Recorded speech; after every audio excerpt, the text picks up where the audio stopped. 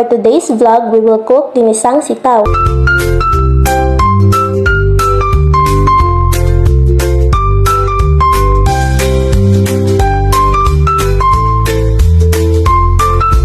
So first, hiniwa muna namin ang mga ingredients na kailangan.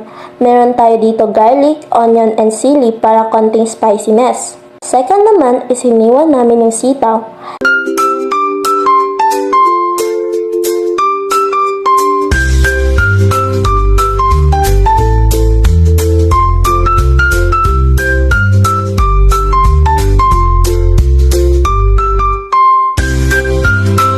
And after that, hinugasan na ng maayos.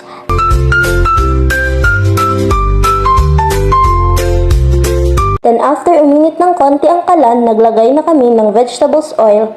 Then we start to put the garlic and onion. Hintayin muna maging brown ang kulay.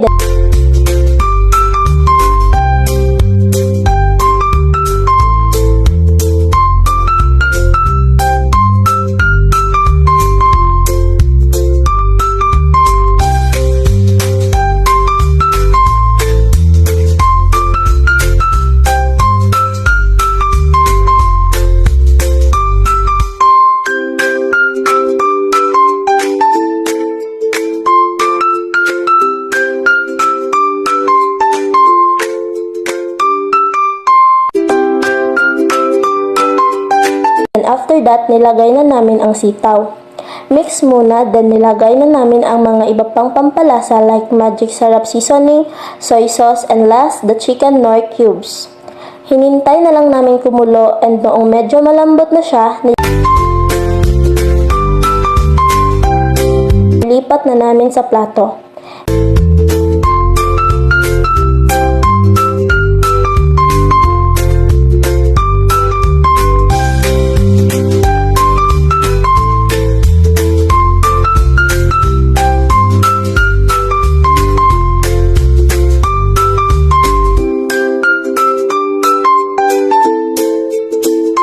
And tada! Luto na ang ginisang sitaw from Group Workout. Good day guys! For today's video nga ay gagawa tayo ng vegetable salad. Maganda po ito sa mga nagda-diet dyan or gustong maging healthy ang katawan. So, nag-prepare pala muna ako ng ingredients dito. We have cucumber, carrots, pineapple slice, onions, tomato, bell, pepper, and ginger.